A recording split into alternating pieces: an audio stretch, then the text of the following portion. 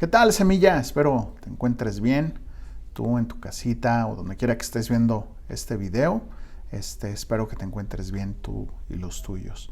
Y como te he estado reiterando en esta semana, si tienes alguna petición de oración o algo que podamos servirte, mándanos un mensaje, un correíto y con mucho gusto atenderemos a tu petición de oración.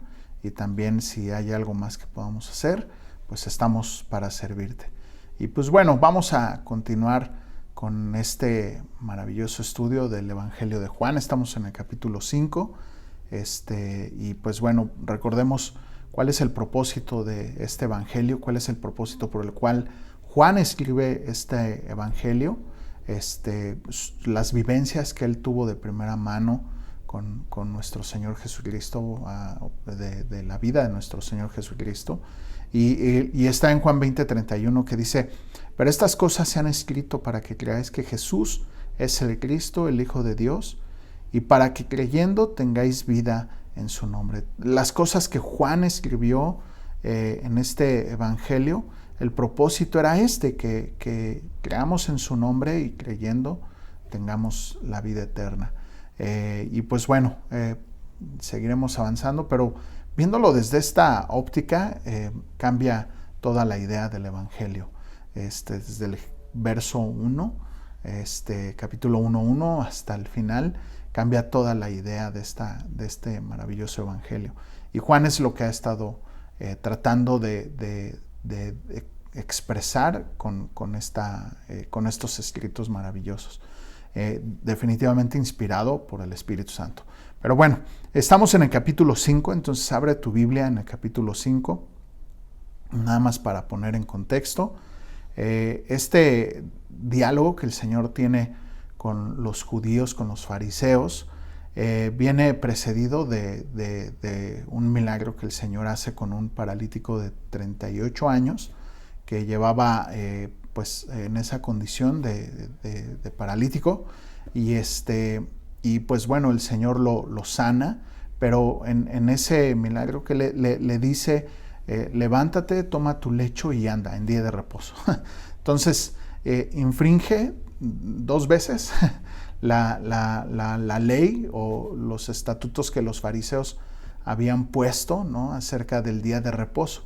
No lo que Dios había dicho, sino lo que los estatutos de los fariseos habían puesto, ¿no? Y muchos de esos estatutos para ellos hasta a veces eran más importantes que la propia ley de Dios, o los ponían con mayor énfasis, ¿no? Y que al final era regular lo que la ley misma decía, ¿no? Como en el día de reposo. Digo, eso ya lo vimos la semana pasada. Pero el Señor infringe ¿en qué? Pues en sanar a este hombre en el día de reposo y en indicarle o mandarle a este hombre que tomara su lecho, que lo cargara. Entonces en el momento que lo ven los fariseos le dicen: hey, ¿por qué andas cargando tu lecho, no? ¿Por qué andas cargando eso? Y él les dice: bueno, el que me sanó, él me dijo, pues toma tu lecho. Y casi puedo leer entre líneas, pues cómo no lo voy a hacer, si él me sanó, pues cómo te explico, ¿no? O sea, lo que él diga yo hago, ¿no? Y bueno, se topa el Señor a este paralítico ahí en el templo, y ahí encontrándose en el templo, este hombre reconoce a nuestro Señor. El Señor le dice: ¿sabes qué? Ya no peques más para que no te venga algo peor, ¿no?, de lo que tenía esa enfermedad. Y este hombre va y le dice a los fariseos, les dice: miren, es Jesús quien me sanó. Y a partir de ahí van y le reclaman al Señor, ¿no? Prácticamente. ¿Por qué hacía esto en el día de reposo? Y vimos que al final, vimos como no solamente por infringir el día de reposo procuraban matarle, sino porque él se hacía semejante a Dios, nombrándose como el Hijo del Hijo del Padre, ¿no? Y bueno, en eso estamos, ¿no? En ese diálogo que el Señor tiene con los fariseos, en consecuencia de esta sanidad o de este milagro. Entonces vamos a leer del verso 28 al 30 y oramos y ya luego nos vamos verso a verso.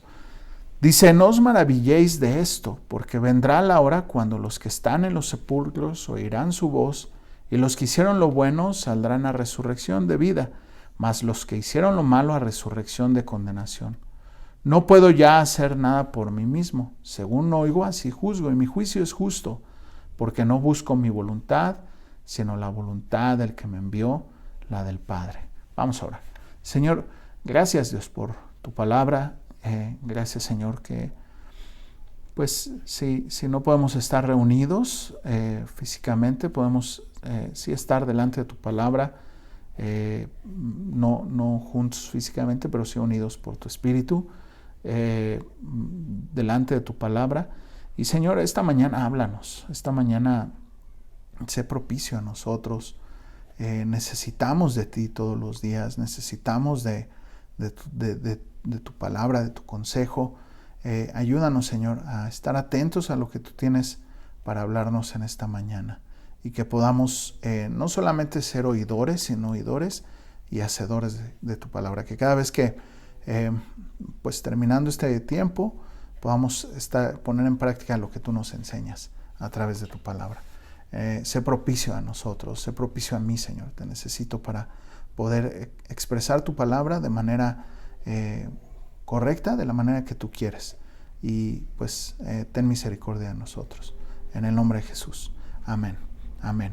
Pues bueno, como te comentaba, estamos en esta sección y quisiera que leyéramos un poquito atrás, nada más para ver todo el diálogo y leyendo todo el diálogo, ahora sí podamos hacer como conclusiones de lo que el Señor está diciendo en este maravilloso diálogo, que es muy interesante porque al final creo yo que el Señor no está tratando de convencerles, sino de hacer evidente su incredulidad, de hacer evidente que por más argumentos que el Señor les ponga sobre la mesa, que son necesarios, pues ellos siguen en su incredulidad.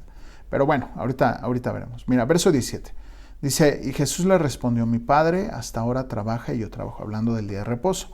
Por eso los judíos aún más procuraban matarle, porque no solo quebrantaba el día de reposo, sino que también decía que Dios era su propio Padre, haciéndose igual a Dios. Lo vimos la semana pasada, no quiero dejar de volverlo a subrayar, en la persona que decía que Dios era su Padre, pues hacía semejante al Padre. Para ellos era como complicado entender esta verdad, tanto así que ni siquiera tenían o sea, se sentían como dignos de nombrar el nombre de Dios, y le llamaban el Eterno, el Innombrable, ¿no?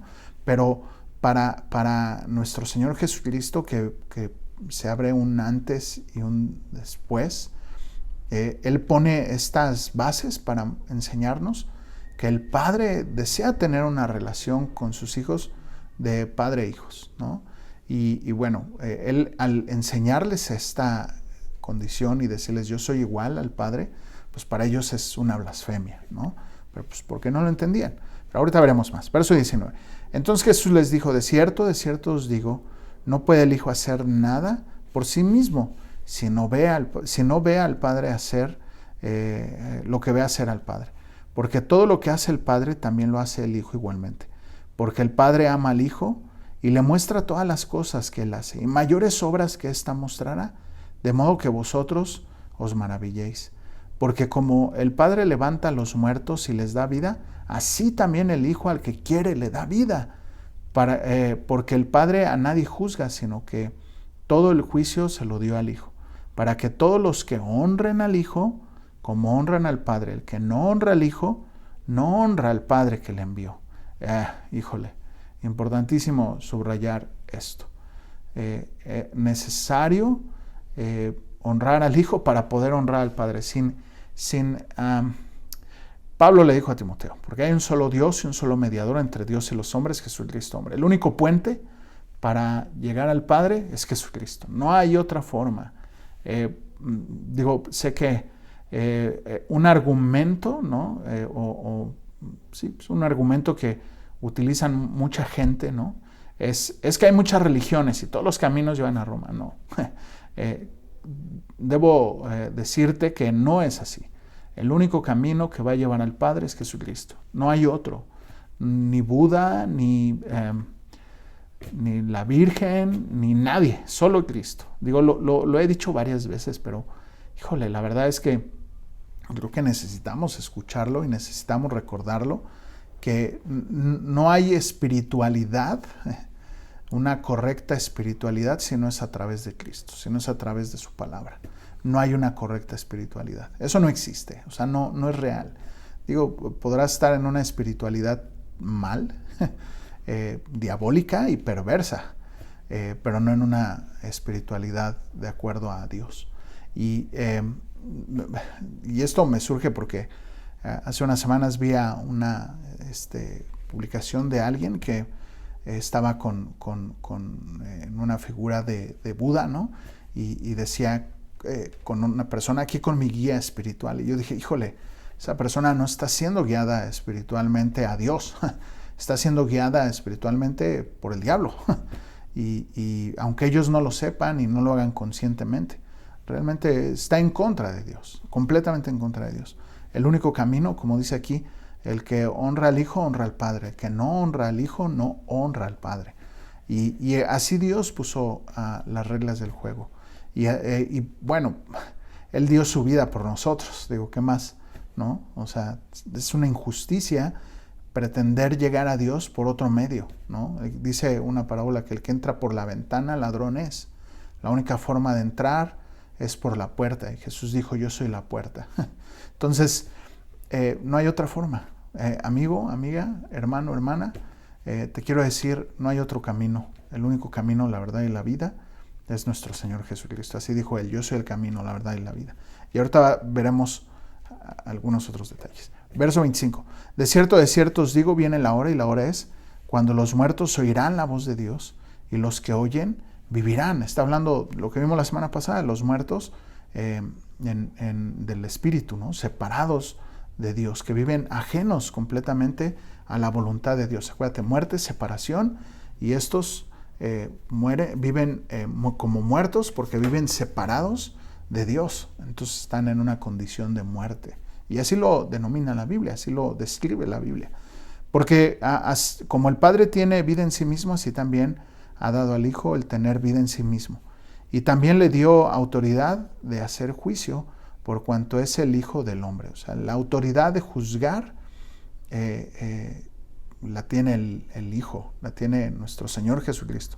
Él tiene la autoridad para juzgar, y Él es el que va a juzgar a las naciones. Verso 28. No os maravilléis de esto, porque vendrá la hora cuando todos los que están en los sepulcros oirán su voz, y los que hicieron lo bueno saldrán a resurrección de vida, mas los que hicieron lo malo a resurrección de condenación. No puedo ya hacer nada por mí mismo. Según oigo, así juzgo, y mi juicio es justo, porque no busco mi voluntad, sino la voluntad del que me envió, la del Padre. Fíjate, les está diciendo, primero le está diciendo, el juicio se me ha dado a mí. La otra es que un día saldrán de los sepulcros todos los muertos, de toda la historia de la humanidad, saldrán y entonces serán juzgados. Y añade esto, mi juicio, en el verso 30 al final dice, bueno, la mitad dice, mi juicio es justo. Y quisiera yo hacer un paréntesis acerca de esto, del justo juicio de Dios, porque, híjole, el día de hoy el humanismo que se ha impregnado aún en las iglesias, y como hace algunas semanas te comentaba, muchas veces solemos pensar que, o más bien, si leyéramos, conociéramos realmente al Dios de las Escrituras, y muchos de los que están en las iglesias, muchos de los que están aquí en la iglesia, en las iglesias cristianas, decidirían echarse para atrás, de no conocer al verdadero Dios. Y mira, mi intención no pretende ser pues culpar nada más por culpar o señalar por señalar, sino que realmente meditemos acerca de nuestra verdadera fe, ¿no? Si nuestra fe realmente está cimentada en el Dios de las Escrituras, o nuestra fe está cimentada en el Dios que nosotros hemos creado, ¿no? En el Dios que yo he creado bajo tal vez lo que he escuchado, tal vez lo que yo quiero, ¿no? En un Dios barco, ¿no? Por así decirlo, ¿no? Un Dios que hace lo que yo quiera, un Dios que le trueno yo los dedos y cumple mis deseos, un Dios que pues es amoroso, pero hago a un lado al Dios justo y santo. Y ¿sabes qué? Que no podremos recibir el amor de Dios si no agarramos también su justicia. Y mira, y su juicio va a ser justo. El día que el Señor juzgue a las naciones, mira, he escuchado que pues, esto es parte de que esto que estamos viviendo, esta pandemia, es parte del Apocalipsis. No, nada que ver. El día que venga el justo juicio de Dios, híjole, no hombre, lo leíamos la semana pasada ahí en Apocalipsis, o sea, no va a haber lugar para aquellos que se quieran esconder del justo juicio de Dios. No va a haber, no hay lugar donde la gente quiera huir y pueda esconderse. Y bueno, para eso abre tu Biblia en Romanos 2, vamos a leer Romanos 2 del 1 al 16.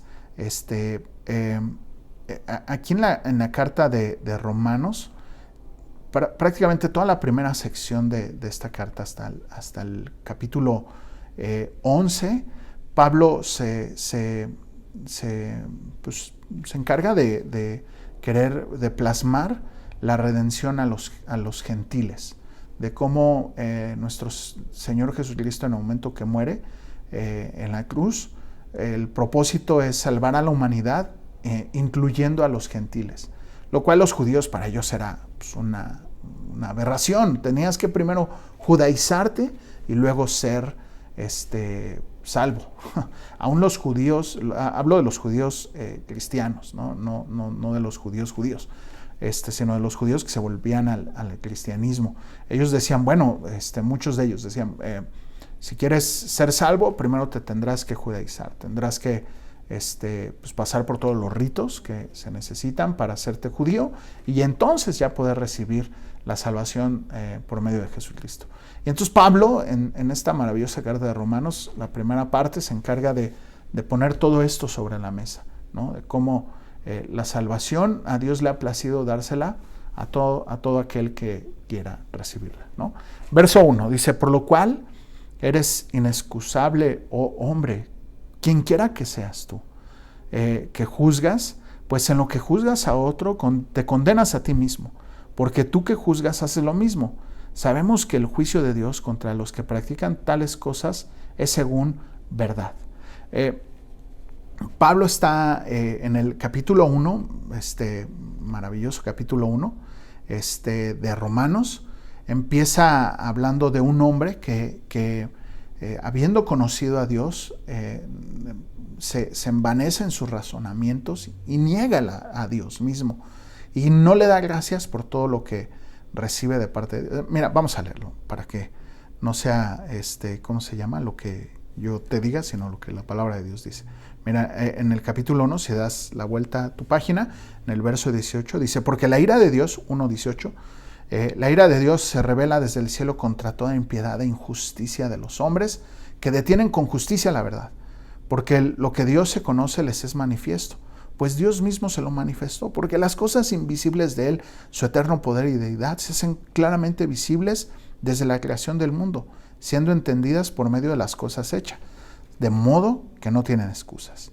Pues habiendo conocido a Dios, no le glorificaron a Dios como a Dios, ni le dieron gracias, sino que se envanecieron en sus razonamientos, y su necio corazón fue entenebrecido. Fíjate, habla de una línea descendente, o sea, habla de alguien que ha conocido a Dios, pero que no le glorifica a Dios como Dios, ni siquiera le dan gracias. O sea, mira, la línea es bien delgadita, O sea, está hablando de alguien que conocía a Dios, que sabía de Dios, pero no estaba dando gloria a Dios en todo lo que hacía, sino ni siquiera era capaz de decir gracias, Señor, porque lo que tengo no es por lo que yo hago, sino por lo que tú me has dado.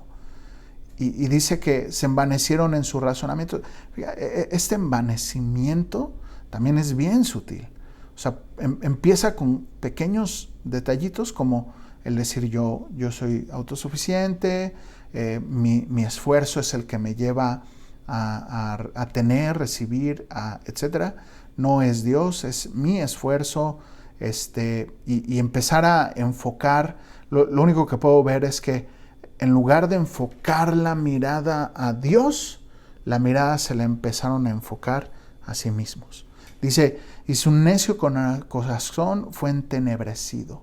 O sea, llega el momento en el que el corazón se hace tan duro que es completamente obscuridad. Profesando ser sabios, verso 22, se hicieron necios y cambiaron la gloria del Dios incorruptible en semejanza a la de un hombre corruptible, de aves, de cuadrúpedos y de reptiles. ¿Eso a qué te suena? O sea, hasta panteísmo, ¿no? Dios está en todos lados. Dios está en todo, ¿no? En esta tableta, en esta mesa, en el celular. O sea, imagínate, en los animales, Dios está en todo. Es un error. Eso no es verdad. Eso no es verdad. Cuando dejamos de poner nuestra mirada en Dios, pues sí, vamos a adorar a cualquier cosa que no es Dios. Dice, por lo cual Dios, verso 24, por lo cual Dios los entregó a la inmundicia en las concupiscencias de su corazón, de modo que deshonraron entre sí sus propios cuerpos, y ya que cambiaron la verdad de Dios por la mentira, honrando y dando culto a las criaturas antes que al Creador, el cual es bendito por los siglos de los siglos. Amén. Entonces está Pablo hablando de esto, está en el capítulo 2 que estábamos leyendo, está hablando de esto, ¿no? De aquellos que pues detienen injustamente la verdad y que no quieren honrar a Dios, ¿no? Regresamos al capítulo 2, verso 5. Dice, pero por tu dureza y por tu corazón no arrepentido, atesoras para ti mismo ira para el día de la ira y de la revelación del justo juicio de Dios, el cual pagará a cada uno conforme a sus obras. Vida eterna a los que perseveraron bien en hacer, buscar y buscan gloria y honra e inmortalidad. Pero ira y enojo a los que son contenciosos y no obedecen a la verdad, sino que obedecen a la injusticia.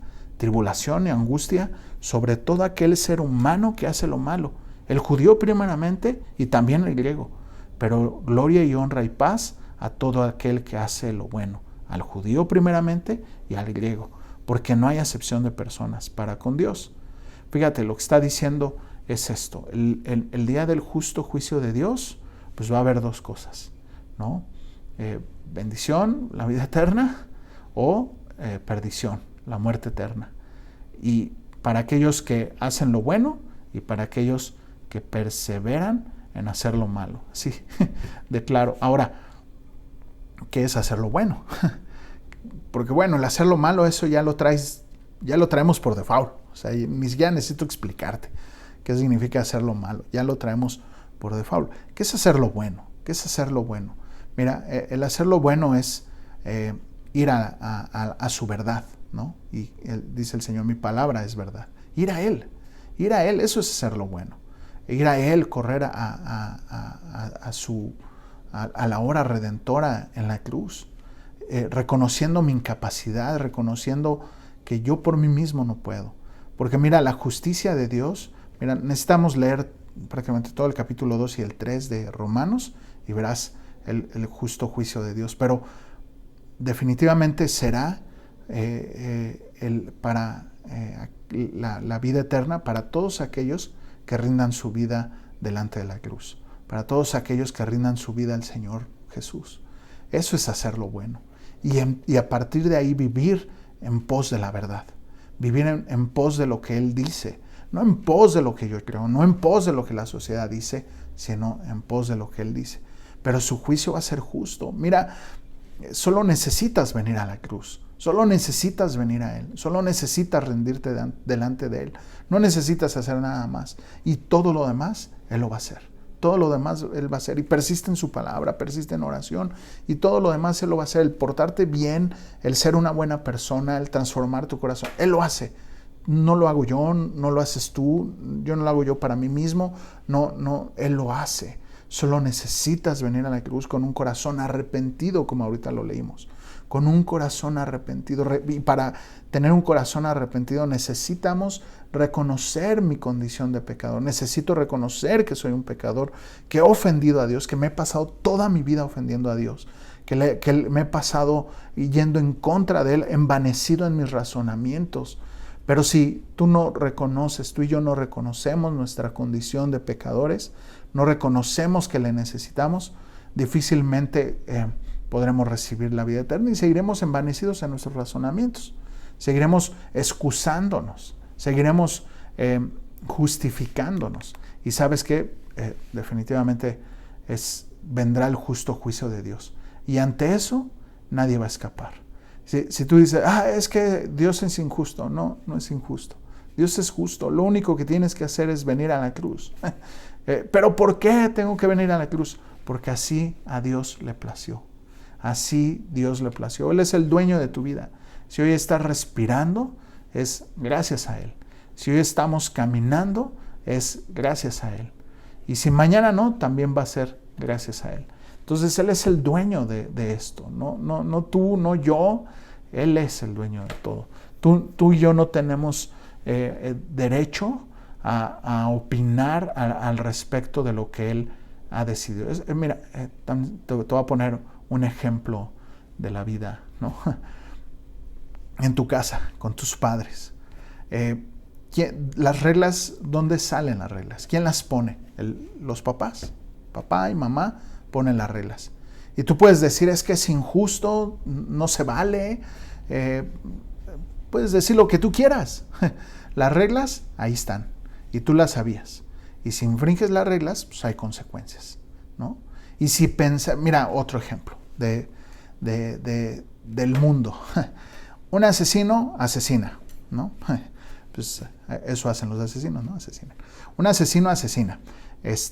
Y entonces el asesino dice, no, son injustos. ¿Por qué me quieren meter a la cárcel? ¿Por qué me quieren dar pena capital? Son injustos. Oye, asesino, ¿asesinaste? ¿Qué te digo? O sea, hay una consecuencia al infringir la ley. Si esperamos eso, que hay consecuencias ante infringir pues las situaciones de la vida, infringir la ley de la vida, si el que roba, pues tiene que pagarlo, el que mata tiene que pagar, el que, no sé, ahí ponle lo que tú quieras, se pasa el semáforo y choca, ¿quién paga? ¿No? Imagínate, se pasa el semáforo y choca, ¡qué injusto eres!, ¿no? Le dice al policía. ¿Por qué ponen el semáforo? Qué injusto es que hay un semáforo. Todos se deben detener cuando yo paso. O sea, así de absurdo, así suena aquel que ha infringido la ley de Dios y que no espera que haya un pago. Así de absurdo es. Si Dios ha puesto leyes, mandatos, estatutos, son para protección nuestra, por amor a nosotros. Entonces, aquel que decide infringirlos, ir en contra de Dios, vivir lejos de Dios, separados de Él en una muerte espiritual, pues recibirán el justo juicio de Dios el día final, ¿no? En fin, ese es el justo juicio de Dios. Digo, pronto, ojalá Dios quiera, estudiamos Romanos y ampliaremos más el tema. Pero nada más quiero cerrar esta idea. Aquellos que no rindieron su vida delante de Cristo, delante de su señorío, no nacieron de nuevo, el Señor le dijo a Nicodemo, en consecuencia de ello, pues recibirán el castigo eterno. Y aquellos que entregaron su vida a Cristo, que recibieron al Señor, por supuesto que recibirán la vida eterna. Realmente el Señor dijo, mi yugo no es pesado. Es pesado a la carne porque tenemos que morir todos los días. Sí, claro, por supuesto. Pero si comparas eso a una eternidad separado de Él, híjole, es nada. Ningún padecimiento aquí se compara a lo que será la eternidad. Lo vimos la semana pasada en Apocalipsis, el lago de fuego, ¿no? En fin, cierro este punto del justo juicio de Dios. Verso 31 de Juan 5. Si yo doy testimonio acerca de mí mismo, mi testimonio no es verdadero. Otro es el que da testimonio acerca de mí. Y sé que el testimonio que da de mí es verdadero. El Señor, fíjate, pasa de hablar del juicio, de que Él tiene la autoridad de juzgar a las naciones a hablar acerca del testimonio del testimonio acerca de sí mismo. Y dice esto, ¿no? Si yo doy testimonio acerca de mí, pues mi testimonio no tiene validez, ¿no? O sea, y es correcto lo que está diciendo el Señor. O sea, yo puedo decir de mí mismo, no, yo soy libre de culpa, ¿no? Y detrás de mí 3 testigos señalándome, ¿no? Entonces, ¿qué te digo, no? O sea, va a pesar más el testimonio de esos 3 que lo que yo diga, ¿no? Aparte, les está dando, dirían los españoles, un tortazo en la cara, ¿no? ¿En qué sentido? Porque la ley hablaba de que en testimonio para cualquier cosa había que tener testigos de 2 a 3, ¿no? Para hablar acerca de un tema o de algo que quisiéramos debatir, tenía yo que traer mis 3 testigos, 2 o 3. Entonces el Señor a partir de aquí va a traer a la conversación 3 testigos maravillosos, ¿no? Y de esa forma les está diciendo, miren, aún con esto les estoy dando argumentos de que yo soy el Mesías, de que yo soy Dios mismo, ¿no? Y es lo que el Señor va a presentar en estos versículos siguientes. El primer testigo que manda a llamar a escena el Señor, lo vamos a ver del verso 33 en adelante. Dice, vosotros enviasteis mensajeros a Juan y él dio testimonio de la verdad, pero ya no recibo testimonio de hombre alguno, mas digo esto para que vosotros seáis salvos. Fíjate lo que dice el Señor. Les dice, ustedes enviaron mensajeros a Juan el Bautista y él les dio testimonio de mí, de la verdad. O sea, les dijo, ¿te acuerdas cuando estaba ahí cuando ve al Señor? Primero le preguntan, ¿eres tú el Mesías? ¿Eres tú Elías? Y él les dice, no, ¿te acuerdas? Lo estudiamos. Y luego, estando en el momento por bautizar al Señor, bueno, Juan claramente les dice, yo no soy no soy el Mesías. Y luego cuando ve al Señor Jesús, les dice, he ahí el Cordero de Dios que quita el pecado del mundo, ¿no? Claramente Juan les dice que él no era, sino que él era el Mesías, ¿no? Y entonces es interesante que el Señor traiga a la mesa, la conversación a Juan el Bautista, porque de alguna forma ellos tenían como cierto valor o crédito con Juan, ¿no? Lo tenían como alguien importante, ¿no? Fíjate lo que sigue diciendo el Señor para que veas cómo es verdad esto. Dice, pero yo no recibo testimonio de hombre alguno, mas digo esto para que vosotros seáis salvos. Digo, ya lo leímos, pero quiero decir algo antes de que se me olvide. El Señor aquí les está diciendo, yo no necesito el testimonio de Juan, yo no lo necesito, pero lo traigo a la conversación para que a ver si así ustedes creen y sean salvos. De alguna forma el Señor sabe lo que ya hay en su corazón, sabe lo que, y sabe que muchos de ellos no van a recibir, pero otros tantos puede ser que sí, ¿no? Entonces por eso el Señor lo pone sobre la mesa y dice, te lo digo para que tú que le dabas valor a Juan, pues ahora sí que te caiga el 20, ¿no? Pero al final, pues su necio corazón, ¿no? Su corazón entenebrecido, como lo vimos en Romanos. Verso 35. Él era antorcha que ardía y alumbraba, y vosotros quisiste regocijarse por un tiempo en su luz. O sea, ellos vieron la luz de Juan, que era una antorcha, y se deslumbraron, ¿no? Dijeron, la luz, ¿no? Y les maravilló Juan, ¿no? Definitivamente haber sido todo un personaje que llamaba la atención. Entonces ellos al ver a Juan les llamó la atención y quedaron deslumbrados, ¿no? Es que se me vienen algunos comentarios a mi cabeza, pero no los voy a decir. Ahora, interesante que el Señor les diga, ella era una antorcha y ustedes querían regocijarse ahí. Esto me indica 2 cosas. Ahorita te digo lo de la antorcha, te voy a decir la segunda idea, que tenían cierto, esto que te decía, cierto crédito acerca de Juan, ¿no? O sea, creían que Juan era alguien importante. Por eso nuestro Señor lo trae a la mesa. La segunda es que él era la antorcha, más no la luz.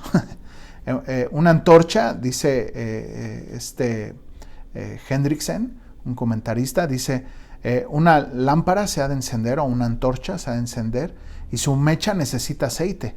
Además, ilumina en un espacio limitado. Nuestro Señor no. Nuestro Señor es la luz. Dice Juan 8:12. Otra vez Jesús les habló diciendo, yo soy la luz del mundo.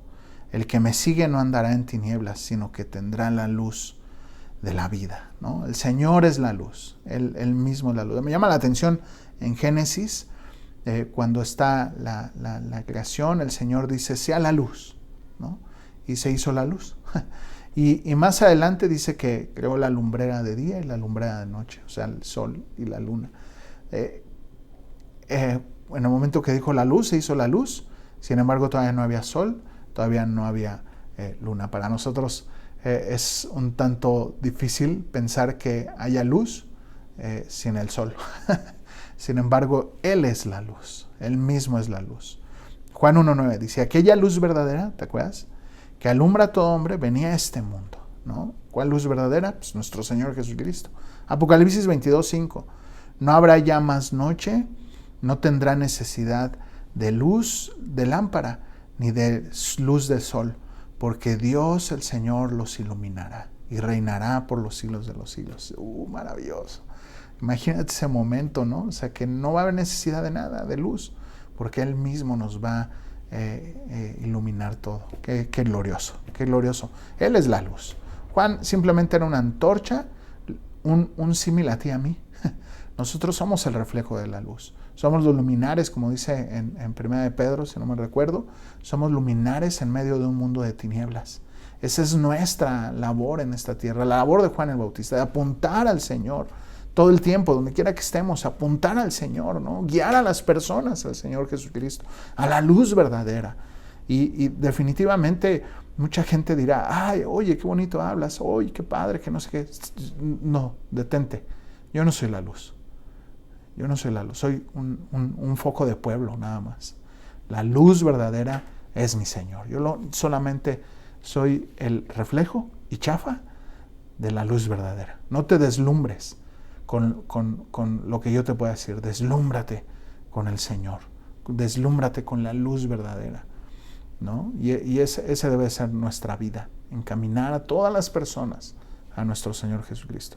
El segundo testigo que el Señor trae a la mesa, a la conversación, dice, verso 36, mas yo tengo mayor testimonio que el de Juan, porque las obras de mi Padre me dio para que las cumpliese. Las mismas obras que yo hago dan testimonio de mí, que el Padre me ha enviado. ¿Cuál es el segundo testimonio, el segundo testigo que el Señor trae a la mesa? Pues sus obras, sus señales, los milagros que Él hace. Aunque vimos que muchos de ellos no creerían al Señor por los milagros, pero definitivamente los milagros atraían a la gente.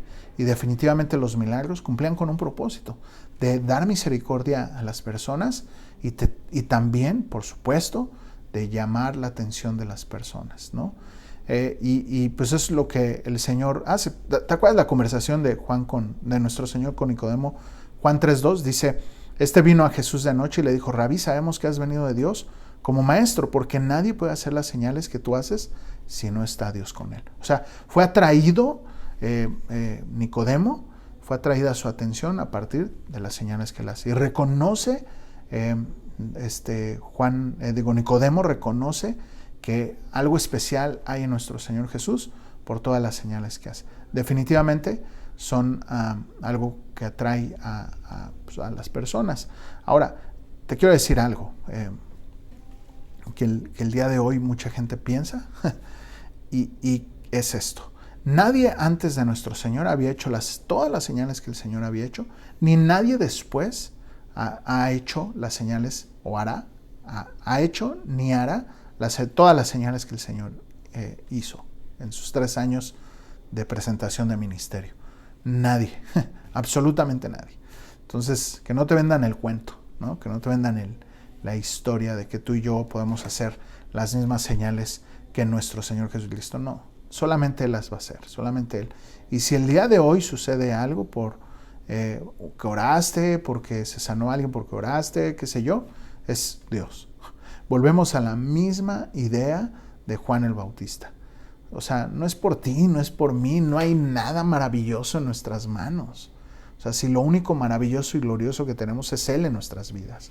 No es por nosotros, no es por por algo bueno que yo haya hecho. Nada, no hay nada bueno en nosotros. Lo único bueno que hay es Él en nosotros.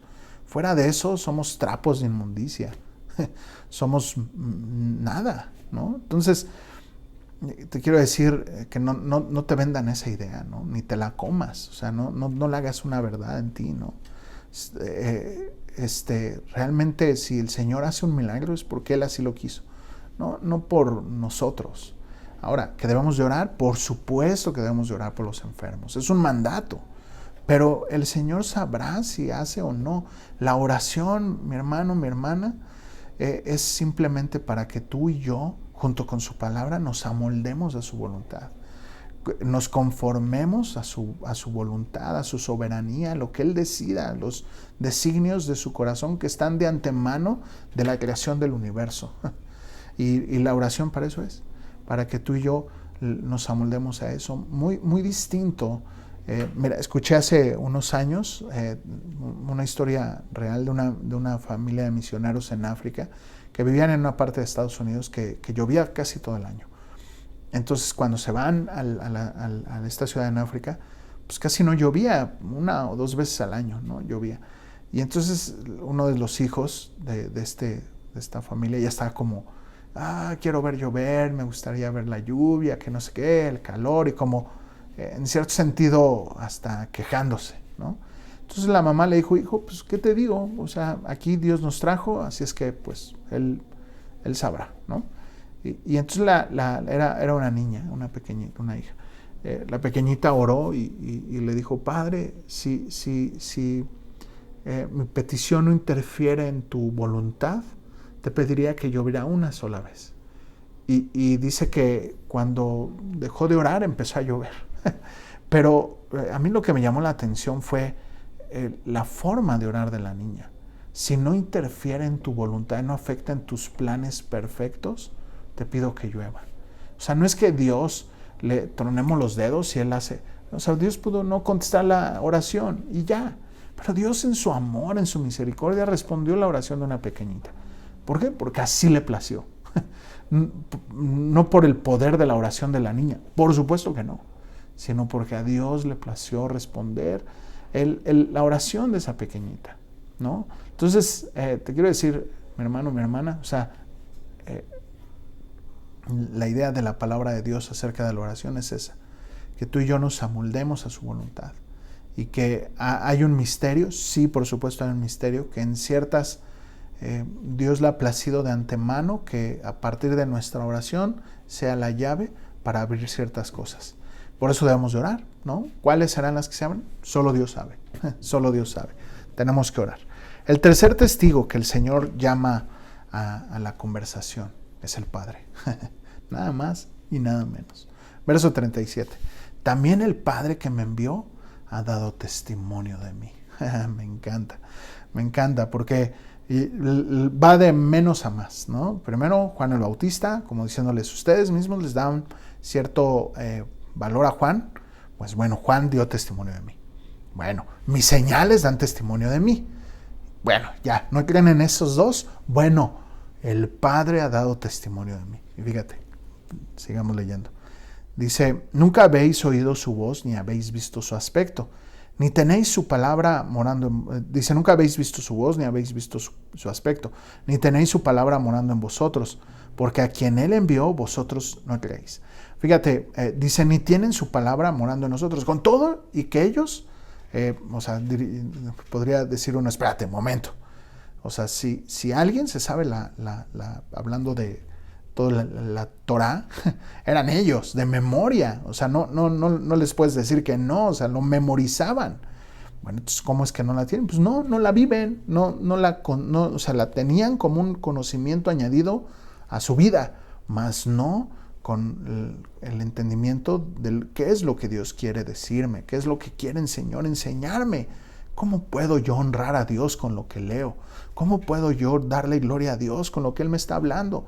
No es, mira, la Biblia no es un manual de reglas y estatutos para yo portarme bien, sino es un manual de comunión de Dios, el Padre, con sus hijos, en donde, claro, por supuesto, Él nos dicta qué es bueno, qué es malo, nos dicta cuánto nos ama, nos dicta cómo fue que planeó la redención, cuánto es el amor que Él tiene por nosotros, que dio su vida de su Hijo por nosotros, etcétera, etcétera. Es un libro de comunión entre los hijos y el Padre Celestial. Si tú vienes a la Escritura con ese enfoque y sacas el tema de reglas, estatutos, mandatos, créeme que te vas a deleitar más en la palabra de Dios. Y vas a poderte entender que lo que tu Padre Celestial te está queriendo enseñar a través de eso es darle gloria. Es que vivas una vida conforme a lo que Él ha designado que tú y yo seamos.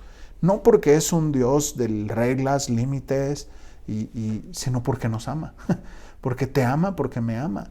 Porque quiere que estemos bien. Bueno, otro día platicamos que el hecho de que cada mandato está diseñado por amor a nosotros, protección a nosotros. Pero bueno, eso es otra historia. Te quiero... el testimonio del Padre, te voy a decir dónde está. El testimonio del Padre acerca de nuestro Señor Jesucristo, ¿sabes dónde está? En las Escrituras. Desde Génesis 1 está el protoevangelio. Está el preevangelio, ¿no?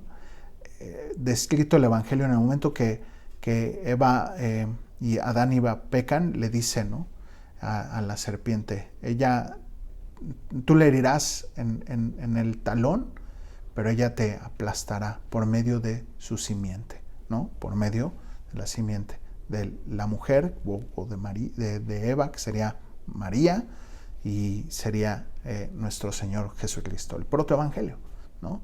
Desde ahí, desde Génesis, desde el capítulo 3, está el evangelio, hasta Malaquías, ¿no? ¿Qué te digo? Mira, quiero traer ahora yo a Génesis 14 a Melquisedec, para que, más claramente puedas ver el evangelio, ¿no? A nuestro Señor Jesús en el Antiguo Testamento. Lo estudiamos en Hebreos, pero observa. Génesis 14, 17.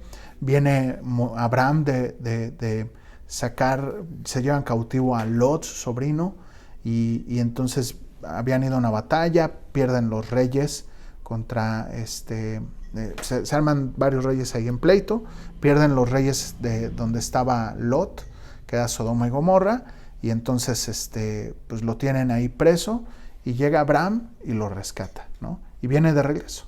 Cuando viene de regreso, dice verso 17, cuando volvía de la derrota de Kedorlaomer y de los reyes que con él estaban, salió el rey de Sodoma a recibirle al valle de Sabe, que era el valle del rey.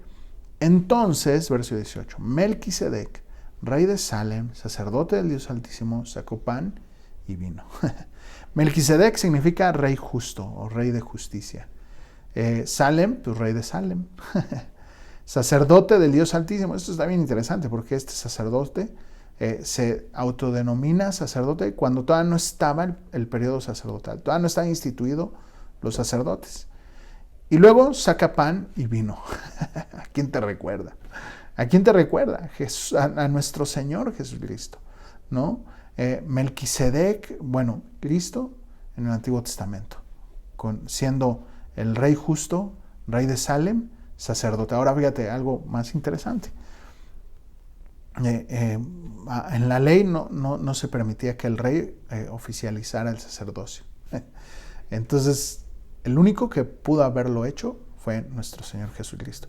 Y luego Abraham le da los diezmos del botín que traía. Interesante porque Abraham reconoce el sacerdocio de Melquisedec. Y interesante que eso, ¿no? Que saca pan y vino, ¿no? ¿Qué te recuerda? La cena del Señor, ¿no? Que fue delante del pan y del vino. Entonces y podríamos sacar así ejemplos tras ejemplos tras ejemplos de donde hablan de nuestro Señor Jesucristo. Te digo, desde Génesis hasta Malaquías podemos encontrar a cada página, casi cada renglón del Antiguo Testamento gritan a Jesucristo. Casi cada renglón, o si no es que cada renglón, cada palabra, lo único que dicen es Jesucristo, la redención. Es increíble, increíble, ¿no? regresamos a Juan, ¿no? Al testigo. Mira, dice, verso 37, también el Padre que me envió ha dado testimonio de mí. Nunca habéis oído ni oído su voz, ni habéis visto su aspecto. Está diciendo, ustedes no lo han visto, ni tenéis su palabra. Dice, la única forma de conocer a Dios por medio de su palabra, porque aquel que le envió, vosotros no creéis. Juan 1:18, ¿te acuerdas? Que dice, nadie vio a Dios, nadie le vio jamás. El unigénito Hijo que está en el seno del Padre, Él le ha dado a conocer. Él es la figura del Dios Altísimo, dice Colosenses. Verso 39, escudriñad las Escrituras, porque a vosotros os parece que en ellas tenéis la vida eterna, y ellas son las que dan testimonio de mí, y no queréis venir a mí para que tengáis la vida eterna. Fíjate, la manera correcta de este pasaje 39-40 es, ustedes escudriñan las Escrituras, porque piensan que en ellas se tiene la vida eterna. Y prácticamente está afirmando lo que ellos hacían. O sea, es correcto eso. O sea, en ellas podrás recibir la vida eterna. Y dice, pero ellas dan testimonio de mí. Esto es bien interesante. Dice, y no quieren venir a mí para que tengáis vida. Fíjate, está diciendo que en consecuencia de venir a las Escrituras y de escudriñarlas y meditarlas, pues, y sabemos que en ellas está la vida eterna. Eso es correcto. Pero no necesariamente que el que las escudriña recibirá la vida. Es lo que le está diciendo. Ustedes las escudriñan, pero pues no quieren venir a mí para tener la vida. O sea, bien hacen eso, en escudriñarlas, pero no quieren creer o no quieren recibirme, dice el Señor. Esto, híjole, me llamó mucho la atención porque realmente puede ser que muchos estemos escudriñando las Escrituras y no querer venir al Señor. Tener un conocimiento nada más de las Escrituras hasta profundo, ¿no? Hasta saber, no sé, así, versículos y versículos y versículos de memoria, que no está mal, espera, escúchame, no estoy diciendo que eso está mal, no, al contrario, qué bendición será poder meditar en la palabra del Señor de día y de noche, poder memorizar la palabra de Dios, está maravilloso, pero si eso no se está trasladando a una vida práctica, de nada sirve. De nada sirve que te sepas la Biblia. Los demonios se la saben y es más, hasta tiemblan delante del Señor. Tienen más temor muchas veces, ¿no?, que nosotros, de Dios. No se trata de eso, sino se trata de venir al Señor, de rendirte a Él, de reconocer nuestra condición de pecadores y venir a Él y rendirte delante de su señorío.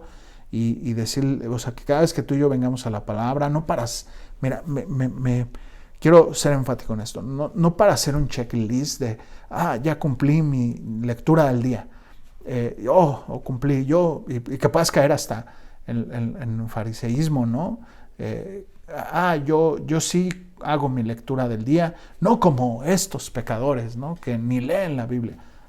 No, o sea, está padre que la leas, pero pues si eso no la estás aplicando en tu vida diaria, pues quedó como simplemente un conocimiento más, como una lectura más y pues chido por ti. Pero no te llevó a algo práctico.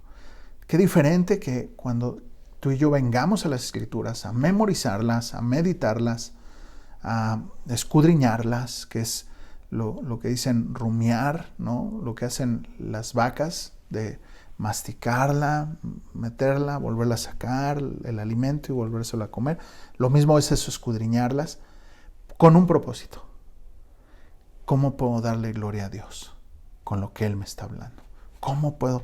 No para colgarle el mandato, el estatuto o la instrucción que el Señor da o el consejo, como quieras llamar, no para cargárselo a mi esposa, no para cargárselo a mis hijos, sino para yo cómo lo puedo aplicar, cómo puedo darle gloria a Dios, que en esto que el Señor me está hablando, cómo puedo yo darle gloria a mi Padre, ¿no? Muy diferente, muy diferente. Verso 41. Gloria de hombres no recibo, mas yo os conozco porque no tenéis amor de Dios en vosotros. Perdón.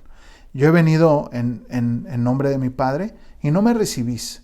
Si viene ese otro en su propio nombre, a ese recibís, ¿no? En Apocalipsis vendrá un hombre en donde ahí sí la humanidad entera dirá, ese es el Mesías. ¿En el nombre de quién viene? Pues en mi propio nombre va a decir. Y híjole, muchos serán engañados. Dice que aún hasta los propios escogidos serán engañados. O los propios que dicen que están, pero pues que no están, ¿no? Verso 44. ¿Cómo podéis vosotros creer en que, pues, en recibir gloria los unos de los otros y no buscáis la gloria que viene del único Dios? No penséis que yo voy a acusarlos delante del Padre. Hay quien nos acusa.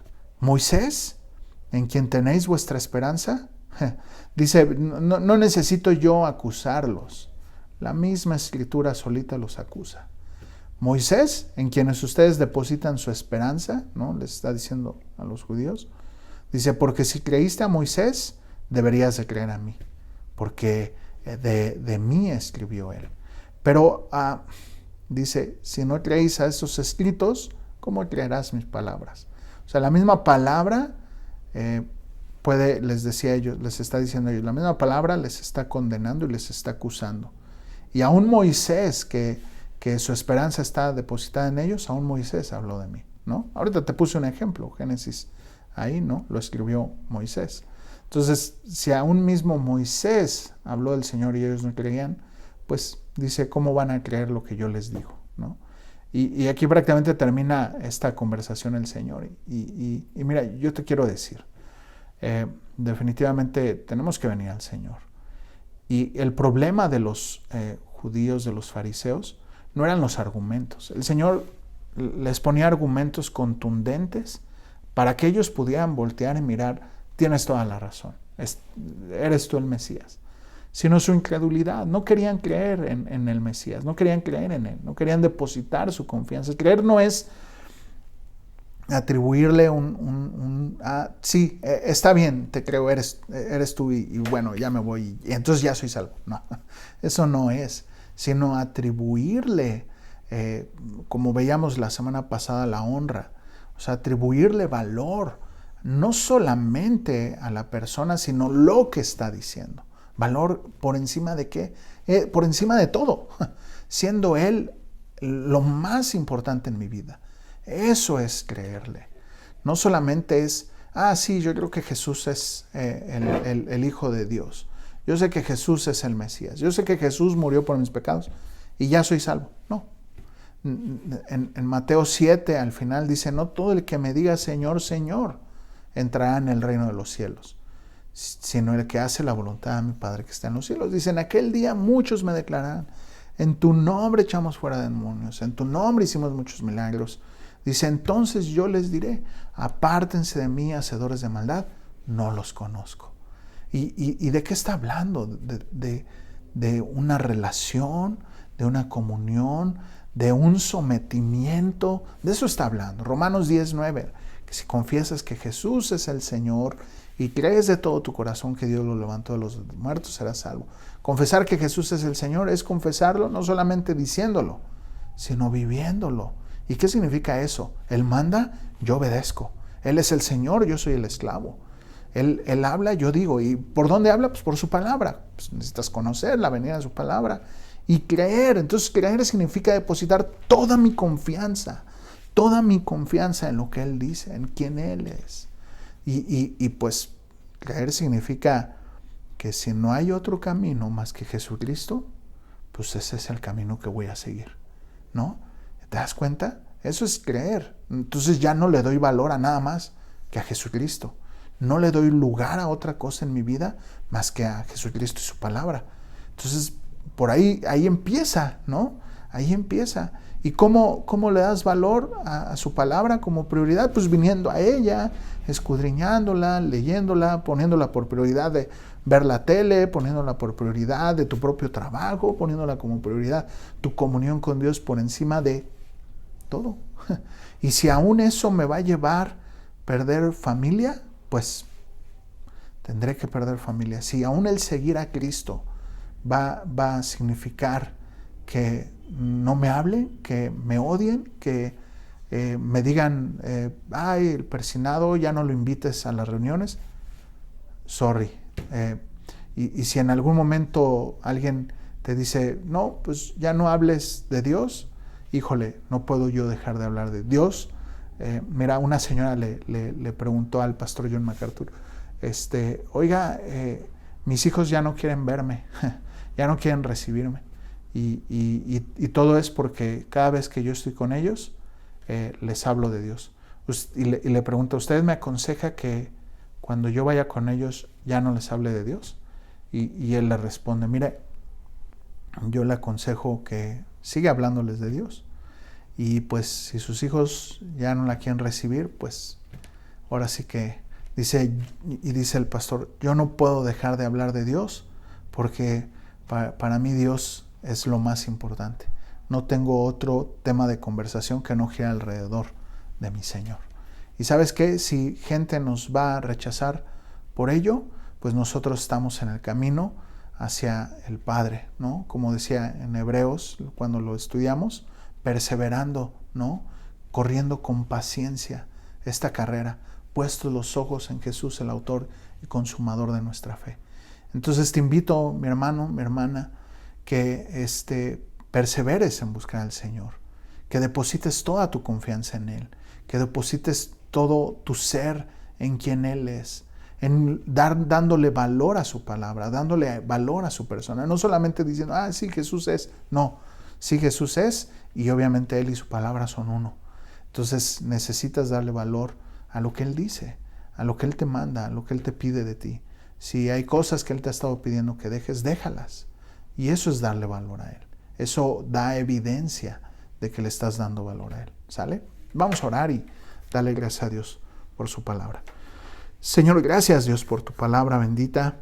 Ayúdanos, Señor, como te decíamos en un principio, a ser oidores y hacedores de tu palabra. No solamente oidores olvidadizos, sino oidores y hacedores. Sé propicio a nosotros, te necesitamos, Señor. Necesitamos venir a tu consejo todos los días.